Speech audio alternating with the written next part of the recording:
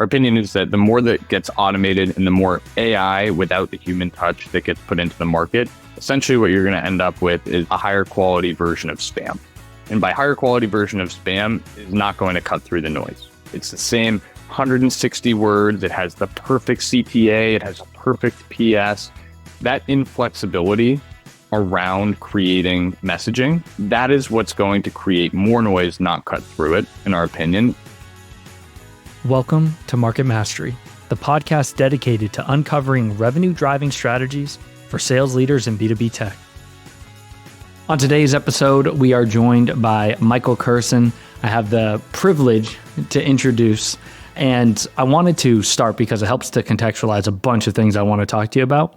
And while I normally wouldn't tee up a guest for a pitch of product, I am in this instance because it just provides so much context to some of the things I'm excited to talk to you about. So, Michael, first things first, what is First Touch? And then we'll take it from there. Awesome. Thanks for having me on, Kyle. First Touch is an AI-powered research and outreach platform that helps reps accelerate connection with their prospects.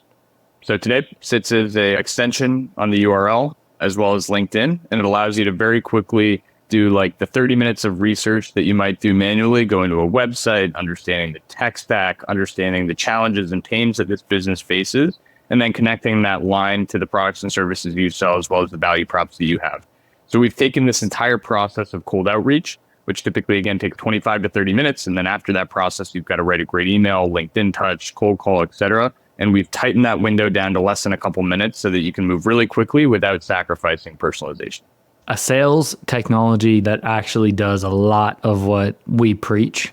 And so that's really why we started talking a couple months ago. That's what got me excited about what you and the rest of your team were working on. But what's your role within the org? So co-founder, but what does that mean for you? What's your area of focus as in these early days as you guys get spun up? I'm the head of go-to-market. So everything on the distribution side rolls up to me. That includes like the business model. It includes the way that we've rolled out directly to reps. So really everything that's on the GTM side and building out those strategies, implementing them, testing them. So happy to dive into more details there, but that's my domain. Yeah. To me, it's being head of sales, revenue, go-to-market for a technology that is sold to salespeople or marketing professionals is always like a really fun role to me. So I think that there's a lot that we could talk about there. But before we do, I think it's interesting thinking about a little bit of what led to this. And so have you ever founded a company before, or what's your background before being a co-founder of First Touch? So I went to Babson College, and in my junior year at Babson with my childhood friend Neil, we started a hard seltzer company. Took a leave of absence from Babson for 4 years to start that business. It was back in 2017 when no one really knew what hard seltzer was. So it was really interesting to kind of like be on the cutting edge of a new type of beverage, which there aren't that many new types of beverages coming out in the beverage world, but got to really kind of like understand and kind of gain a ton of business acumen very quickly at a younger age. So it was a great experience. Ended up winding down the company. So it's like the nice way of saying we failed. But so learned a lot on the way up, probably learned like even more on the way down. I think the big takeaways that I had in terms of what I was good at and maybe what I wasn't so good at as well is I really loved the go-to-market strategy, the sales side, figuring out how we could distribute the products and partnerships. And like, that's really what got me excited to get up and work every day. The things that maybe I wasn't so good at, or maybe that I didn't enjoy so much, like the finances, managing cash flow, things like that. So lucky to have a co-founder in this business that can handle a lot of those responsibilities. But yeah, once I wound down the company, went back to Babson for a year, finished up my degree, and took a step back and I was like, okay, I want to go learn, right? I wasn't quite ready to jump back into the entrepreneurship thing, mostly because like I didn't have a problem that I was super passionate about solving at that point. And so I went back and I thought about like, what does the next step look like for me? And then I ended up joining Klaviyo, which is a marketing automation technology company in Boston. And I joined as a business development rep. So ground level, wanted to cut my teeth. Wasn't really a choice. That's the role that I had to get into. I'd never done any tech before. And I'm like thrilled that I ended up starting in that role because I learned a ton about cold outreach, using technology to enable yourself and enable the team. Started at Klaviyo as BDR, and then over the next couple of years, rose up a little bit in the sales org and worked on some pretty cool projects while I was there. Yeah. And so then what led you to saying this is a need? We have to build this product. Really the most painful part of my day and the most time consuming part of my day was building pipeline. if you do a really great job, spending 25 to 30 minutes writing awesome touches, going out and doing all of the research and figuring out, again, what that line is between what you sell and what they care about. And at the end of the day, you do all this research, you write great emails, you do great LinkedIn touches, you're making cold calls. And the reality, you're converting on about 2%, right? Which means that 98% of your time is potentially wasted. And that's not only a painful problem for the rep, but it's also a really expensive problem for the business. And so my friend Jared, who I met while I was at Klaviyo, he was a sales rep there, reached out to me about 7 months ago and said, I'm building a platform that solves the most painful problem that I had when I was at Klaviyo. I totally agreed and resonated with the fact that that was my most painful problem as well. And that's really what got me introduced into the business and started working more closely from there on out. Got it. It's really funny and interesting that you started the spike seltzer pre-canned cocktail business first, because there are a ton of interesting similarities between something that doesn't really look at all like software, but it actually is extremely similar. It is largely B2B. You're selling to distributors or bars or restaurants or whatever. It has similar valuation multiples from at least the exposure that I've gotten from a friend who also started a pre-canned cocktail company. They did Moscow Mules in a can, and they're a bunch of software salespeople too. But yeah, it's interesting. You're still at that point in time getting like a 12x multiple on ARR, still B2B. Then you're selling through the channel largely. So it's a channel development strategy. So I think there's a ton of interesting similarities between the two businesses, which will be fun to translate over as you continue to scale First Touch. Okay, so you leave Klaviyo and step away from an AE job. What's like the scariest part? So you're stepping away from something that where like you have this mode of here's how I go out and make money essentially. And I know how to drive pipeline and I know how to close deals. And so now you have to close deals, but you have to close deals with investors. You have to close deals for your own product, which probably adds a little bit of additional anxiety to the whole sales process. When it's you, it's yours, it's your baby. And so what's been the hardest or scariest part in these first couple, months or quarters as you've gotten ramped up? Yeah. So I guess, to answer that question fully, like maybe I want to back up a little bit. At Klaviyo, after getting promoted to becoming an account executive, I went through about a year in that role and I realized I wanted to do something. I wanted to build something, like kind of got that itch again. And instead of going externally, I kind of like met with one of the executives at the company and I asked like, how do you accelerate your career without just hitting quota? Like what other options are there here? And that's when I learned about entrepreneurship, which is like pitching projects internally. It's almost like corporate entrepreneurship. And that idea really resonated with me. And so I pitched a project to help Klaviyo tap into some new industries. And no one had really done that before at the company. So they're, go for it as long as you're hitting your numbers on the core side of the business. And so I got to really sink my teeth into go-to-market strategy on the tech side. And I loved it. Like super fun, learned a lot, got to really engage with a lot of folks in the organization that I wouldn't have typically met with or gotten to know because like of the AE role being a little bit more squarely focused in sales. Great experience doing that.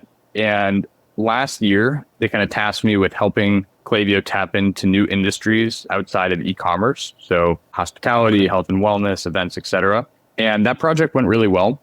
And last year, we ended up IPOing, and the goal of the project was like to show that Klaviyo can work in more industries than just e-commerce. So it was a pretty successful project, led to me being the number one AE at the company. But I think I got this itch towards the end of last year and beginning of this year that I wanted to go out and do it in the real world. I was like, okay, like we've achieved this. It worked really well. Felt like I was ready to take that next step. But again, you can only take that next step, in my opinion, if you have something really painful to solve for and something that has a bit of steam behind it. So when Jared reached out, it like ended up just being perfect timing.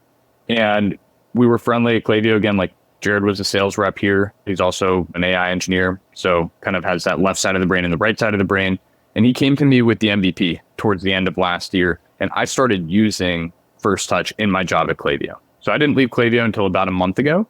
So I got to see this product work. I got to use it. I got to experience it. And I got to share it with other folks at Klaviyo as well. And through that process, it really helped me understand like the power of the platform and what he was building. So I started booking meetings with it. My BDR started booking meetings with it. And it was really accelerating our pipeline generation. So over the course of that next, call it 3 months, I was working on Klaviyo and, basically advising on First Touch and the go-to-market strategy of like, how should this thing be rolled out? And so through that process, like it became pretty clear to me that this was the right opportunity to jump into full time. So I had the benefit of like really getting to see it evolve rather than having to just like jump before there was even an MVP. So A significant reduction in anxiety. yeah. Yeah, I mean, definitely still anxiety, like walking away from kind of a pretty sustainable like lifestyle, right? Now it's like, okay, now you got to go raise money and try to figure out how you're going to pay yourself. So definitely still like some risk involved and some anxieties with that, but I would say much less so than probably typically. Yeah, makes sense. One of the other things I want to talk about, you guys took an interesting approach to the go-to-market strategy. So you started rep first. Rather than going and selling big B2B packages, you started at the rep level. And I was curious why you took that approach. Yeah. So Jared and I were both sales reps. We were both BDRs. We were both account executives. This platform is purpose built for the end user, right? I think a little bit different than some of the products that are built in the B2B SaaS sales space. This is directly built for the end user. And our opinion was twofold. One, let's get this in the hands of reps so that we can understand what they need and what their feedback is, what they're really liking and what's not working so well for them. So rather than it just being Jared's brain or my brain, we wanted to get as many reps into this platform as possible to purpose build our product roadmap around our users. When we launched a month and a half ago, rather than just like launching and making it open access, we decided to start an early access, which is invite only. And every rep that signs up with us has to go through a 15-minute onboarding session where we show them how to use the platform. We learn about their role, the challenges they face. We try to find commonalities between all of these different businesses and reps. And then we build directly into our product roadmap. So we've done 2 feature updates since our launch. Those notes on those updates have come purely from our users and what they're looking for and what they need.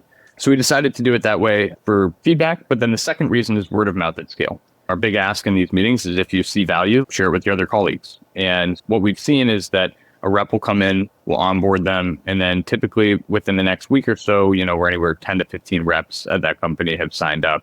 And as you can imagine, like the more reps that sign up, either within a segment or at a company, typically it ends up bubbling up to management and leadership. Are you attributing that to how intentional you were about the one-on-one, hands-on, guided onboarding process? Yeah, I think it makes a huge difference. So building those relationships, but really like understanding the challenges and pains of the users and understanding like what functionality in the platform is most beneficial and how they're actually engaging with it, like super important. I think the second piece that's been pretty interesting is like our core value is not replacing people. Our core value is enhancing them. So the analogy that we use pretty frequently is like we're Jarvis and the rep is Iron Man. We are trying to allow reps to become super reps and to become as efficient in their day as possible. I think a lot of the AI sales technologies that are coming out are all about replacing reps, right? And our core opinion is that in connection, human to human connection, AI is never going to replace that fully, but we can use AI to accelerate connection, to understand things like personality and challenges they face and creating personalized messaging that really connects those two lines to each other. So I think that has really resonated with our users as well, because we give them full flexibility to be them, to use the type of messaging that they want, to push it in different directions. So I think the combination of building the relationships, feedback, teaching folks how to use it, and then the ultimate ability to have full flexibility and really be like kind of just a supercharged version of themselves. Yeah, I love that because I completely reject the idea of rep replacement. Now, granted, I do have a biased and skewed perspective because the companies who hire us, like the fact that they're hiring an outside consultant says certain things about the organization, that they take their sales process seriously enough to invest in third-party experts. But the reps that I work with, I just don't see a world that they are replaced by a fully automated AI engine. Now, maybe there are hundreds of reps, thousands of reps out there who maybe, I don't know, but I don't interact with them. And so I personally subscribe to the belief that exactly what you just described is much more likely. Rep-driven technologies like First Touch is where you're going to see the biggest change happening. And they'll be more efficient, more productive as a result, but not replaced. Because even if that works, what's the shelf life of that? 2 months, 3 months, 4 months, max 6, until the buyers start rejecting it immediately again. There's always some period of time where an overly automated process will work like that, and then buyers will start to reject it because it becomes too frequent. If your email inbox is just buried in fully AI-driven emails, then you stop responding to them the way that you did initially. So I just don't see a world where that becomes the case and we start losing reps like crazy to fully automated bots. But my personal bias also makes me want to believe that rep-driven technologies like yours are more likely to be the future. I think it's a good point, right? The more automated outreach that goes out, the more everything looks similar. We'll see what happens over time, right? We'll see if this is true or not. But our opinion is that the more that gets automated and the more AI without the human touch that gets put into the market, essentially what you're going to end up with is a higher quality version of spam. And by higher quality version of spam is not going to cut through the noise. It's the same 160 words. It has the perfect CTA. It has a perfect PS. That inflexibility around creating messaging, whether it be LinkedIn, email, Loom, cold calls, that is what's going to create more noise, not cut through it, in our opinion. And so, again, we've purpose-built First Touch to allow you to be creative and to be a supercharged version of you. So that means creating the tone that you like, creating the length. Do you like to make bold but controversial statements? Do you like to bring in use cases or previous examples of how you've worked with other businesses? And over time, as you start to build out your persona in First Touch and start to use us, it's an action-based platform. So we start to understand and learn your personality so that as you create messaging in the future, it gets closer and closer to what you want. So you have to make less and less adjustments, but everyone is going to pick their own path within First Touch. And so the messaging that gets created looks very different from rep to rep.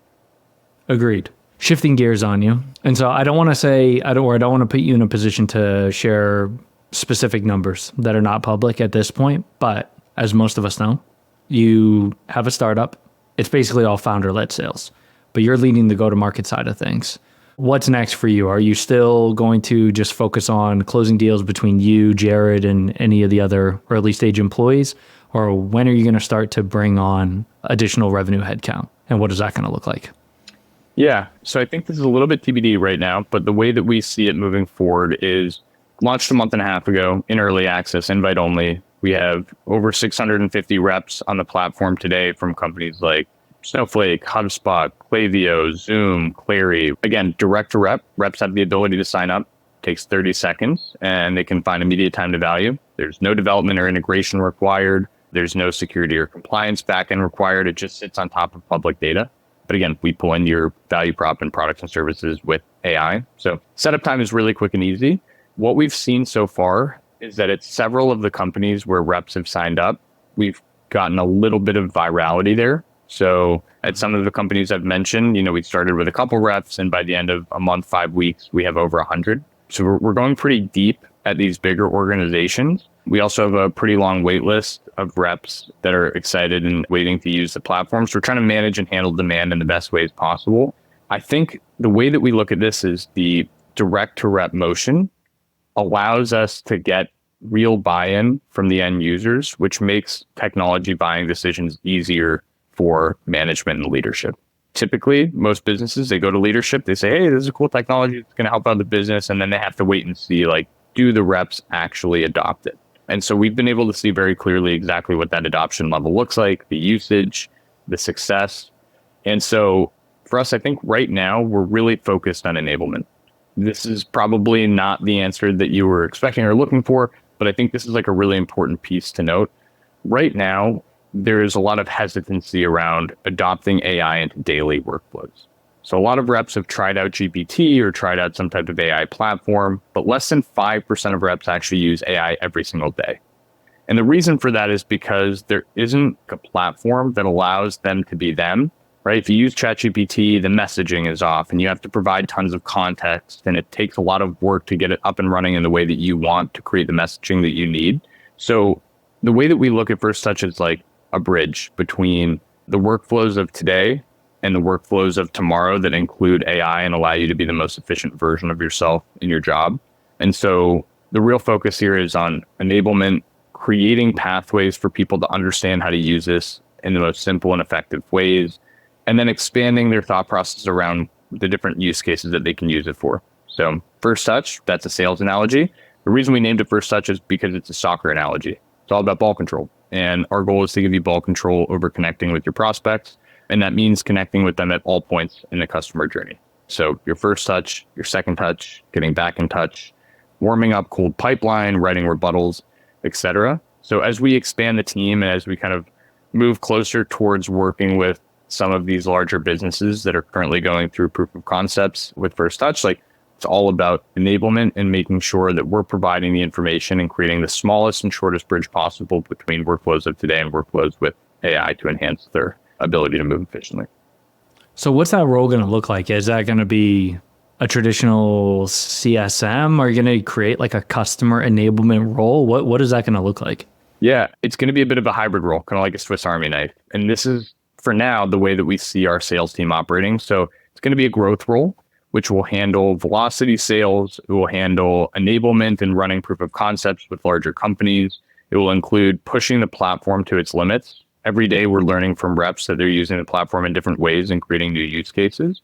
And so this role is going to be a combination of basically thought leadership around the platform, enabling our POCs and creating enablement documentation and videos for folks, as well as meeting with them directly. And then 3 will be more on the velocity sales side. So for maybe like mid-market and smaller companies, this growth role will also have a closing component. And then my time and focus will be on kind of like the broader strategy, but also working with our enterprise customers and helping enable them throughout the process. And then, so how do you decide when, because I get asked this constantly, anytime we're working with an earlier stage company, how do you know when to add the next headcount? So you're going to hire this growth role, they'll get ramped up. And then how do you know when to hire the next person and where to put them? Yeah, I think it's probably a little bit of a feel thing, right? So like, if it takes us longer to get to revenue, we'll be pretty lean and efficient with the capital. If things are moving quickly and things are accelerating and it feels like if we put more gas on the fire, it's going to become a bigger fire, not just burn out. I think at that point, we would look to add more headcount. I think it's really mostly a feel thing. You got to look at the calendar, see like how booked up it is. Right now, Jared and I are pretty booked up with onboarding meetings. So we're ready to bring on this hire in a growth role. And I think we have like a really great candidate is going to be joining us in that role. So excited about that. Probably will happen over the next few weeks. Nice. Congratulations. That's awesome. Thank you. I don't know if you've looked this far out, but I'm just thinking about it because now we're talking about a company founded in 2024. Have you even talked about or thought about a physical office location? We've thought about it a little bit. So Jared's based in Dallas. I'm based in Boston. I think having a physical presence is really important. And I think getting people together, from what I've heard and like from folks that I've talked to, the first 10 employees really create the culture of the future of the company. And I think in order to create a great culture, you want to have in-person time where you can have those side conversations, right? Like when you're working on the computer, you can be really efficient, but you don't necessarily have that time to really get to know people and learn about people and be there for people that may be going through something. And so I feel really strongly that at least having a couple days a week in the office where we can spend that time together and basically like tap folks on the shoulder when you have quick questions, I think it's really important for the culture of the company. So we are planning to have our office, go-to-market office will be in Boston. So I'll be leading the go-to-market team, but eventually over time, we'll figure out what it looks like in terms of the broader company. That's great. Yeah. Yeah, it's just interesting because, traditionally you would always assume that there was going to be a physical office, even if some percentage of the team worked remote or hybrid or whatever. But now thinking about companies founded today, it's just interesting to see how you in particular are thinking about whether or not to have an office presence. So it's nice, at least from my perspective, to hear that that's still going to be a priority. Yeah, 100%, like super important for us. Great. Okay. So thank you very much for coming on. I'm sure we're going to keep in touch, mostly because I like you and I'm obsessed with First Touch personally as a user. So I'm going to keep bugging you. I want to hear about the evolution. And also I want to pick your brain and see what new or interesting ways are your customers finding to utilize it, because I think that's where you get this amplification of thoughts and ideas. It's like you have all these great ideas. You and I have brainstormed about some practical applications of the existing technology, but you talk about 600, 650, 1,000, eventually 2,000 users. The collective sum of 2,000 people who are out there using it every day to go drive revenue are going to have way better ideas than us two could come up with sitting in a room. So I can't wait to hear what people are going to do with it. Yeah, I couldn't agree more. Like that's my favorite part of my day is learning how people are getting value out of it. People are thinking of ideas that we hadn't even thought of and pushing it in different directions that we didn't know were possible. So I think that's one of the really cool components and elements to AI is it allows for real human creativity past the point where like Jared and I could have imagined. So we're really excited about that too. Kyle, thanks so much for having me on. Like this was awesome. course, we'll stay in touch. We got to get out on the golf course this summer too. So Sounds good to me. All right. Thanks, Michael. cool. Thank you, Kyle. Thanks for listening to this episode of Market Mastery, brought to you by the Bridge Group. If you're a revenue leader in the B2B sales space or know someone who is, connect with me on LinkedIn. Don't forget to subscribe to stay updated on future episodes.